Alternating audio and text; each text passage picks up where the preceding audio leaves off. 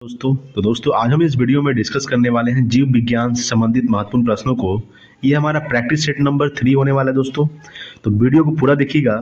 ये आपके आने वाले एग्जाम जैसे कि बिहार दरोगा, बिहार एसएससी या फिर बीपीएससी के लिए बहुत इंपॉर्टेंट होने वाला है। ठीक है, चलिए शुरू करते हैं। आज का सबसे पहला सवाल है दोस्तों कि प्रयोगशाला में सर्वप्रथम डीएनए का संश्लेषण किया था, किसने किया था? तो हरगोविंद खुराना ने किया था। याद रखिएगा कि प्रयोगशाला में सर्वप्रथम डीएनए का संश्लेषण किया था हरगोविंद खुराना ने। याद रखिएगा डीएनए का फुल फॉर्म क्या होता है? Deoxyribo nucleic acid.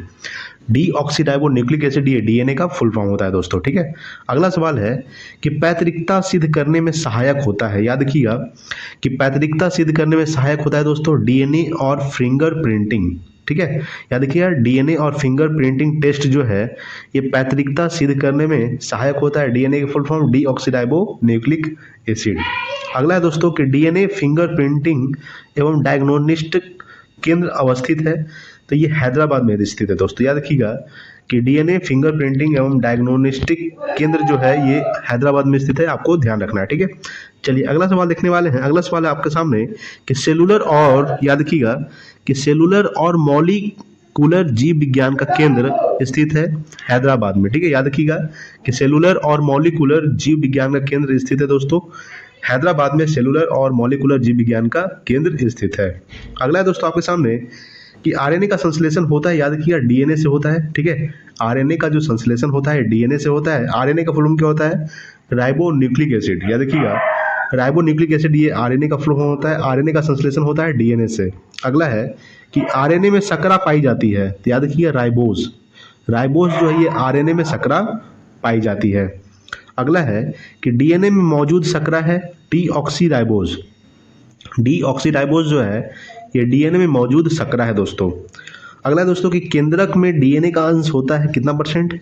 तो 10% होता है। याद रखिए केंद्रक में डीएनए का जो अंश होता है ये 10% होता है दोस्तों। ठीक है, चलिए अगला सवाल देखते हैं। डीएनए बहुलक है दोस्तों किसका? याद रखिएगा कि डीएनए बहुलक है न्यूक्लियोटाइड्स का। याद रखिएगा डीएनए बहुलक है न्यूक्लियोटाइड्स का। अगला है कि प्रोटीन निर्माण के लिए आदेश देता है। याद रखिएगा डीएनए जो है ये प्रोटीन निर्माण के लिए आदेश देता है। ठीक है, डीएनए क्या करता है? तो प्रोटीन निर्माण के लिए आदेश देता है। अगला है कि प्रोटीन का निर्माण करता है दोस्तों कौन? आरएनए। क्या करता है? डीएनए आदेश देता है, लेकिन निर्माण कौन करता है दोस्तों प्रोटीन का? आरएनए। ठीक है, डीएनए का full form deoxyribo nucleic acid और आरएनए का full form ribo nucleic acid. अगला है कि डीएनए की श्रृंखलाएं बंधी होती है तो हाइड्रोजन बंध से। याद रखिएगा कि डीएनए की जो श्रृंखलाएं बंधी होती है किससे बंधी होती है? हाइड्रोजन बंध से डीएनए की श्रृंखलाएं बंधी होती है दोस्तों। ठीक है, चलिए नेक्स्ट देखते हैं। अगला कि कोशिका के अंदर का सूचना प्रवाह। याद रखिएगा कि कोशिका के अंदर का सूचना का प्रवाह किसके द्वारा होता है? तो ये आरएनए के द्वारा होता है। याद रखिएगा कि कोशिका के अंदर सूचना का प्रवाह किसके द्वारा होता है? आरएनए के द्वारा। अगला है कि न्यूक्लियस के बाहर डीएनए मिलता है माइटोकॉन्ड्रिया में। याद रखिएगा कि न्यूक्लियस के बाहर डीएनए मिलता है माइटोकॉन्ड्रिया में। न्यूक्लियस के बाहर डीएनए मिलता है दोस्तों। हम लोग अब डिस्कस करेंगे वनस्पति विज्ञान से संबंधित महत्वपूर्ण प्रश्नों को। ठीक है, चलिए सबसे पहला सवाल है वनस्पति विज्ञान से संबंधित। वनस्पति विज्ञान का जनक कौन है दोस्तों? याद रखिएगा कि वनस्पति विज्ञान का जनक है थियोफ्रेटस। याद रखिएगा थियोफ्रेटस जो है ये वनस्पति विज्ञान का जनक माना जाता है। अगला है कि आधुनिक वनस्पति विज्ञान का जनक कहा जाता है किसको? तो लिनियस को। याद रखिएगा लिनियस को आधुनिक वनस्पति विज्ञान का जनक कहा जाता है दोस्तों। ठीक है, अगला है कि वनस्पति जगत का बड़ा समूह है थैलोफाइटा। याद रखिएगा थैलोफाइटा जो है ये वनस्पति जगत का बड़ा समूह है दोस्तों। ठीक है, अगला है कि थैलोफाइटा समूह के पौधा होता है सुकाय होता है। क्या होता है? सुकाय। यानी कि थैलोफाइटा समूह के पौधा होता है दोस्तों सुकाय। अगला है कि सबसे सरल स्थलीय पौधा समूह है ब्रायोफाइटा। याद रखिएगा कि सबसे सरल स्थलीय पौधा समूह है दोस्तों ब्रायोफाइटा। चलिए नेक्स्ट देखते हैं। अगला सवाल कि प्रथम स्थलीय पौधा माना जाता है किसको? याद रखिएगा कि प्रथम स्थलीय पौधा माना जाता है ब्रायोफाइटा को। प्रथम स्थलीय पौधा माना जाता है। अगला दोस्तों कि सबसे बड़ा ब्रायोफाइटा है डाइसोनिया। याद रखिएगा डाइसोनिया जो है ये सबसे बड़ा ब्रायोफाइटा है। अगला है कि सबसे छोटा ब्रायोफाइटा है दोस्तों तो जियोप्सिस। याद रखिएगा जियोप्सिस जो है ये सबसे छोटा ब्रायोफाइटा है। अगला है कि संवहन उत्तक जाइलम तथा फ्लोएम का अभाव होता है ब्रायोफाइटा में, याद रखिएगा कि संवहन ऊतक, जाइलम तथा फ्लोएम का जो अभाव होता है यानी कमी होता है, किसमें होता है?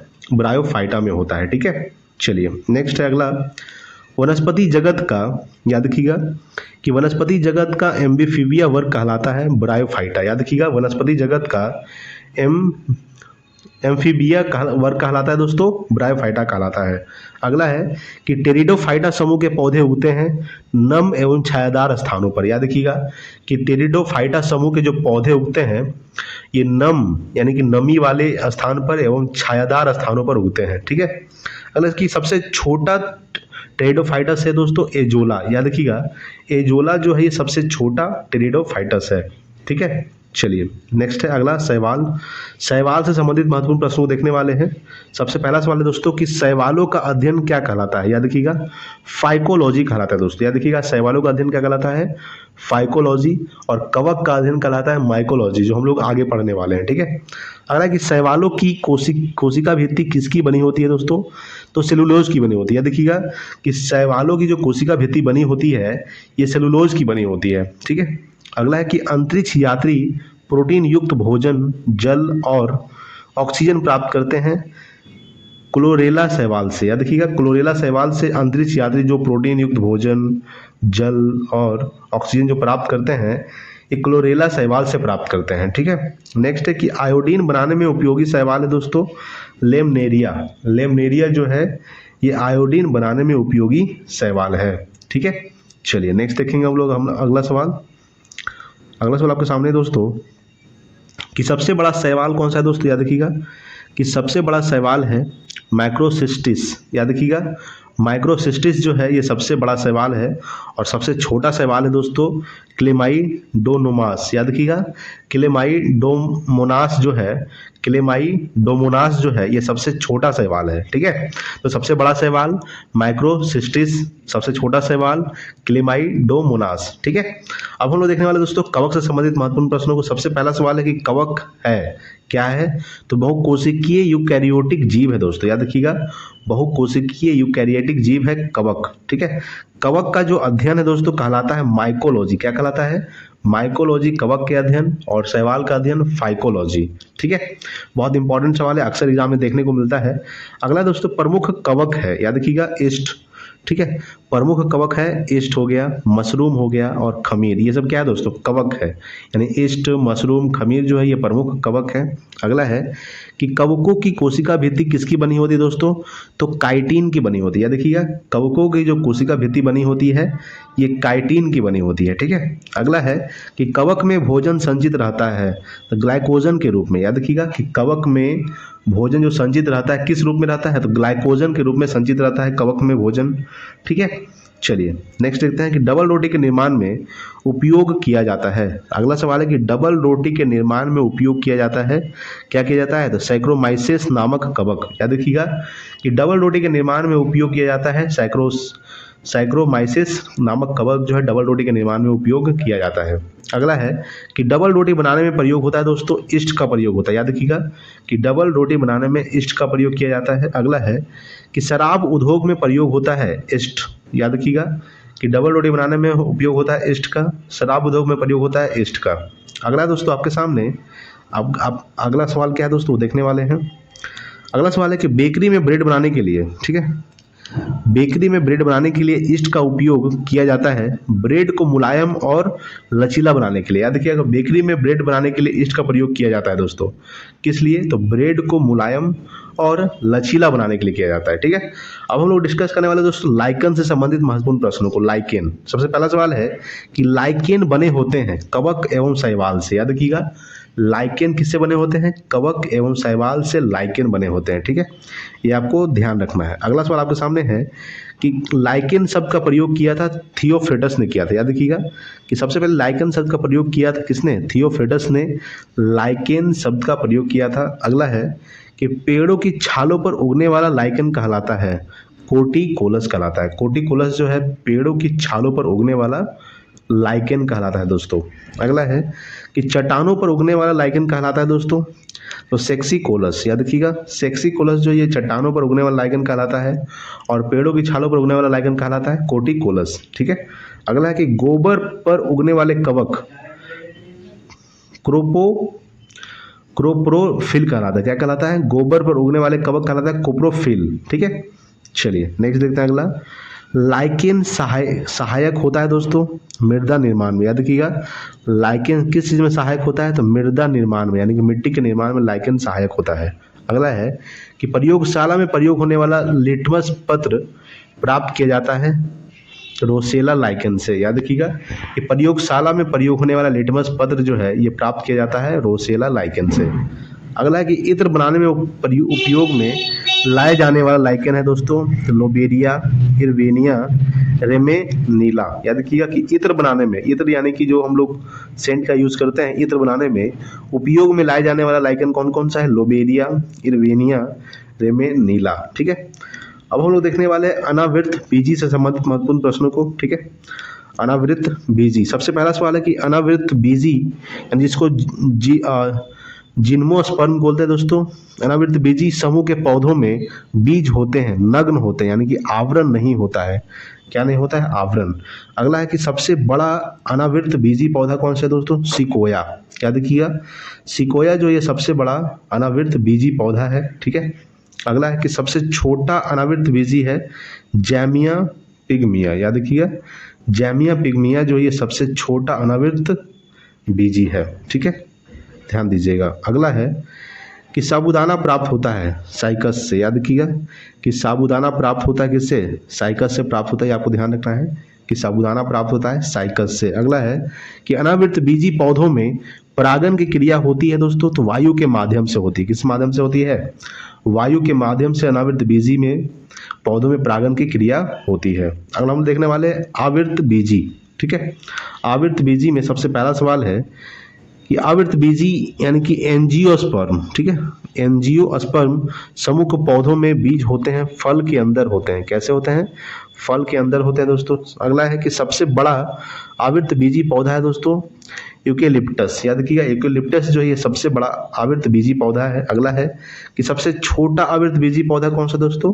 लेमना। लेमना जो ये सबसे छोटा आवृत बीजी पौधा है दोस्तों। ठीक है। चलिए नेक्स्ट देखेंगे हम लोग अगला सवाल। अगला सवाल आपके सामने दोस्तों कि सबसे छोटा बीज होता है आर्किड। याद रखिएगा कि सबसे छोटा बीज होता है दोस्तों आर्किड जो ये सबसे छोटा बीज होता है। सबसे बड़ा बीज होता है दोस्तों याद रखिएगा लोडोसिया। लोडोसिया जो ये सबसे बड़ा बीज होता है। अगला कि सबसे ऊंचा पौधा है दोस्तों सिकोया सेम्परविरेंस। याद रखिएगा सेम्परविरेंस जो है यानी कि सिकोया सेम्परविरेंस जो है ये सबसे ऊंचा पौधा है। अगला है कि सोलेनेसी कुल के पौधे हैं आलू बैगन टमाटर तंबाकू और मिर्च। ये सब जो जैसे ये आलू बैगन टमाटर तंबाकू मिर्च जो है ये सोलेनेसी कुल के पौधे हैं दोस्तों। ठीक है। चलिए नेक्स्ट है कि रूटेसी कुल के पौधे कौन कौन से हैं? याद रखिएगा रूटेसी कुल के पौधे नींबू संतरा बेल और मौसमी। ठीक है। याद रखिएगा रूटेसी कुल के पौधे नींबू संतरा बेल और मौसमी। अगला है कि जेसी कुल के पौधे कौन कौन सा है? सेब हो गया नाशपाती हो गया गुलाब हो गया और रसभरी हो गया। ठीक है। याद रखिएगा कि रोजेसी कुल के पौधे हैं सेब नाशपाती गुलाब और रसभरी। ठीक है। अगला है कि मालवेसी कुल के पौधे हैं दोस्तों कपास भिंडी और गुड़हल। याद रखिएगा गुड़हल जो है कपास भिंडी गुड़हल ये मालवेसी कुल के पौधे हैं। ठीक है। चलिए नेक्स्ट है अगला मटर किस कुल का पौधा है दोस्तों? याद रखिएगा मटर जो है ये किस कुल का पौधा है? याद रखिएगा लेग्यूमिनेसी। याद रखिएगा लेग्यूमिनेसी जो है यानी लेग्यूमिनेसी कुल के पौधा है मटर। ठीक है, ये आपको ध्यान रखना है। अगला है कि गन्ना किस कुल का पौधा है दोस्तों? तो ग्रेमीनी कुल का पौधा है। याद रखिएगा ग्रेमीनी कुल का पौधा है गन्ना, ये आपको ध्यान रखना है। अगला है कि लौंग किस कुल का पौधा है? मेटेसी कुल का पौधा। याद रखिएगा मेटेसी कुल का पौधा है लौंग, ये आपको ध्यान रखना है। अगला है कि लौंग के तेल का प्रमुख घटक है यूरेनॉल। याद रखिएगा कि लौंग के तेल का प्रमुख घटक क्या है दोस्तों? यूरेनॉल। अगला है कि जड़ तन पतिया। ठीक है, जड़ तना एवं पतिया से संबंधित महत्वपूर्ण प्रश्नों को देखने वाले इस वीडियो में। चलिए नेक्स्ट है अगला कि पौधों के यानी कि पौधों का अवरोही भाग होता है, याद रखिएगा जड़ होता है। क्या होता है दोस्तों? जड़ होता है, ठीक है। पौधों का अवरोही भाग होता है जड़। अगला है कि तर्क रूपी जड़ के उदाहरण है मूली, याद रखिएगा तर्कु रूपी, ठीक है, जड़ के उदाहरण है मूली। अगला है कुंभी रूपी जड़ के उदाहरण है दोस्तों सलजम, याद रखिएगा कुंभी रूपी जड़ के उदाहरण है सलजम। अगला है शंक्वाकार जड़ के उदाहरण है दोस्तों गाजर, गाजर जो है ये शंक्वाकार जड़ के उदाहरण है। अगला है गांठदार जड़ के उदाहरण है दोस्तों, तो शकरकंद जो है ये गांठदार जड़ के उदाहरण है, ठीक है। अगला है कि जड़ों के रूपांतरण है मूली, गाजर और सलजम। ये जड़ों के रूपांतरण है दोस्तों मूली, गाजर और सलजम, ठीक है। चलिए नेक्स्ट देखते हैं अगला। अगला अपने सामने है कि तने के रूपांतरण है दोस्तों, तने के रूपांतरण है आलू, अदरक और हल्दी, याद रखिएगा तने के रूपांतरण है आलू, अदरक, हल्दी। अगला है कि अदरक तथा आलू के खाने योग्य भाग है दोस्तों तना, याद रखिएगा अदरक तथा आलू के खाने योग्य भाग कौन सा है दोस्तों? तना है। याद रखिएगा कंद के उदाहरण है दोस्तों आलू, ठीक है। कंद के उदाहरण कौन है? आलू जो है कंद के उदाहरण है। अगला है धन कंद के उदाहरण है दोस्तों तो ओल, अरबी, याद रखिएगा ओल, अरबी जो है ये धन कंद के उदाहरण है। अगला है कि प्रकंद के उदाहरण है दोस्तों अदरक, हल्दी, ठीक है। प्रकंद के उदाहरण क्या है? अदरक और हल्दी जो है ये प्रकंद के उदाहरण है। अगला है कि सल्क कंद के उदाहरण है दोस्तों प्याज, लहसुन जो है ये सल्क कंद के उदाहरण है प्याज, लहसुन, ठीक है। चलिए नेक्स्ट है अगला आपके सामने दोस्तों कि प्याज के छिलके उतारने पर आंसू आते हैं, याद रखिएगा कि प्याज के छिलके उतारने पर आंसू आते हैं तो सल्फेनिक अम्ल के कारण होता है, याद रखिएगा सल्फेनिक अम्ल के कारण प्याज के छिलके उतारने पर आंसू आते हैं। अगला है कि लहसुन में गंध का कारण है एलाइसिन, ठीक है, याद रखिएगा एलाइसिन जो है ये लहसुन में गंध का कारण है, ये आपको ध्यान रखना है। अगला है कि मिर्च के तीक्ष्णता का कारण है दोस्तों कैप्सेसिन, याद रखिए कैप्सेसिन जो है ये मिर्च के तीक्ष्णता का कारण है। अगला है कि राइजोम पादप का भूमिगत प्रारूप है दोस्तों तना, याद रखिएगा तना जो है ये राइजोम पादप का भूमिगत प्रारूप है, ठीक है। चलिए नेक्स्ट देखते हैं अगला सवाल। दलहन के जड़ में पाए जाने वाला जीवाणु है दोस्तों राइजोबियम, याद रखिएगा दलहन के जड़ में पाए जाने वाला जीवाणु है राइजोबियम। अगला है कि पौधे नाइट्रोजन ग्रहण करते हैं नाइट्रेट के रूप में, याद रखिएगा पौधे जो है नाइट्रोजन नाइट्रेट के रूप में ग्रहण करते हैं। अगला है कि वह यंत्र जिसके द्वारा तने की वृद्धि दर नापी जाती है वह है तो ऑक्जेनोमीटर, याद रखिएगा ऑक्जेनोमीटर जो है वो यह यंत्र है जिसके द्वारा तने की वृद्धि पर नापी की जाती है दोस्तों, ठीक है। चलिए नेक्स्ट है अगला सवाल आपके सामने। तना पत्ती एवं कली से नया पौधा प्राप्त करना कहलाता है कायिक प्रवर्धन कहलाता है, याद रखिएगा तना पत्ती एवं कली से नया पौधा प्राप्त करना कहलाता है कायिक प्रवर्धन कहलाता है। अगला है कि आलू का कायिक प्रवर्धन होता है दोस्तों तना से, याद रखिएगा आलू का कायिक प्रवर्धन होता है तना से। अगला है कि ब्रायोफिल्म में कायिक प्रवर्धन होता है पत्ता से होता है, याद रखिएगा कि ब्रायोफिल्म में कायिक प्रवर्धन होता है पत्ता से। अगला कि पौधों के मुख्य प्रकाश संश्लेषी अंग है पत्ती, ठीक है, पौधों के मुख्य प्रकाश संश्लेषी अंग है दोस्तों पत्ती। अगला देखते हैं हम लोग, अगला सवाल आपके सामने है। अगला सवाल आपके सामने दोस्तों कि पत्तियों में अधिक छिद्र है रंध्र, ठीक है, अस्टोमेटा, ठीक है, याद रखिएगा पत्तियों में अति सूक्ष्म छिद्र है रंध्र जिसको इंग्लिश में क्या बोलते हैं अस्टोमेटा। आज का लास्ट सवाल है दोस्तों कि पत्तियां सांस लेती है अस्टोमेटा से, याद रखिएगा अस्टोमेटा से जो पत्ती होता है वो सांस लेता है, ठीक है दोस्तों। अगर वीडियो अच्छा लगा प्लीज लाइक कीजिएगा दोस्तों, शेयर कीजिए अपने दोस्तों के पास, अगर चैनल पर नए प्लीज सब्सक्राइब कीजिएगा। Thank you for watching. जय हिंद, वंदे मातरम।